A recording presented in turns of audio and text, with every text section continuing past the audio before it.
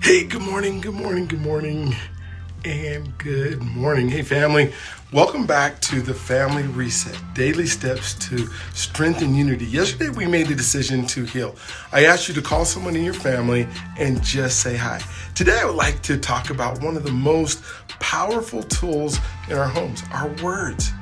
Proverbs 18:21 says, life and death are in the power of the tongue. Think about that every word you speak in your home is either building up or tearing down. Today, I challenge you to speak life. Tell your spouse, tell your child, tell your sibling, I appreciate you, I love you, I believe in you. These small words plant seeds of healing and unity.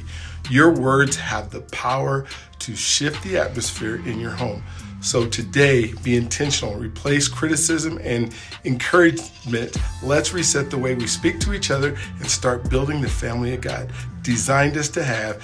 See you tomorrow at another step towards strength and unity.